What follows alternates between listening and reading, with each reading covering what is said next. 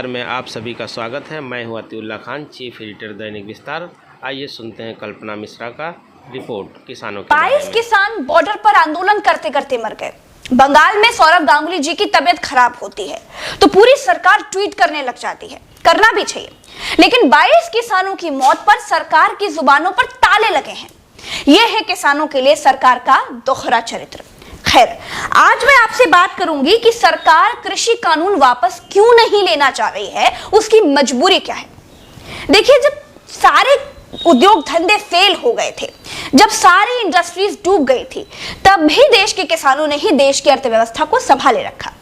खेती ही एक ऐसा उद्योग था जो मुनाफे में था। अब सारे कॉर्पोरेट की गिद्ध नजर किसानों पर है, खेती पर है, फसल पर है, किसानों की जमीन पर है।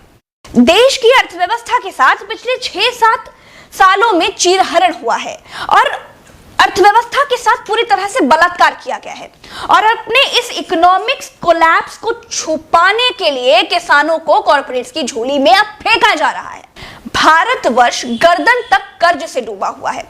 इस समय जब मैं आपसे बात कर रही हूं तो हमारे देश पर 162 लाख करोड़ का कर्ज है, जो दुनिया भर की अलग अलग बैंकों से लिया गया है। और 2014 में जब देश में बीजेपी सरकार बनी थी, तब यह कर्ज 84 लाख करोड़ था। देश की सरकार कर्ज लेकर घी पी रही है। ऐसा तो है नहीं कि देश माल्या की तरह या नीरव मोदी की तरह कर्ज लेकर भाग जाएगा। कर्ज तो चुकाना ही है, लेकिन हमारी जीडीपी तो डूब चुकी है, इंडस्ट्रीज का बुरा हाल है, कंपनियां बंद होने की कगार पर आ गई हैं। ऐसे में कर्ज वापस कैसे होगा? जो सामने दिखाई देता है तो मुनाफे वाला एक ही रास्ता बचा है, और वो है खेती, जिसमें कॉर्पोरेट को 200% तक मुनाफे की गारंटी है और कॉर्पोरेट को हर हाल में वो चाहिए ही चाहिए। और सरकार को कॉर्पोरेट की ये बात माननी ही माननी है, क्योंकि पॉलिटिकल फंडिंग किसान तो करता नहीं है, किसान सिर्फ वोट देता है, फंड तो कॉर्पोरेट से आता है। तो अब अगर आप कृषि कानून की जगह पर कॉर्पोरेट कानून कहें तो बात ज्यादा क्लियर समझ में आएगी। सरकार ने अपने कानून में कहा है कि किसान भंडारण कर सकता है।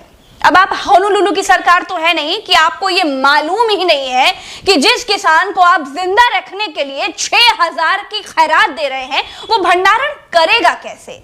या 6000 में किसान ने अगर अपने गोदाम बनवा लिए हो तो उसकी जानकारी मुझे नहीं है इस वक्त पर। आपको अच्छी तरह से मालूम है कि देश का 95% किसान भंडारण नहीं कर सकता, तो फिर भंडारण करेगा कौन? 5 रुपए का भुट्टा 35 रुपए में बेचेगा कौन? फ्री की धनिया 50 रुपए में देगा कौन?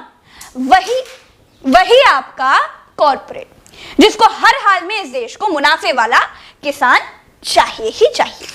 देश में खेती से जुड़ी अर्थव्यवस्था को अगर अलग कर दिया जाए तो देश की जीडीपी 50% और गिर जाएगी।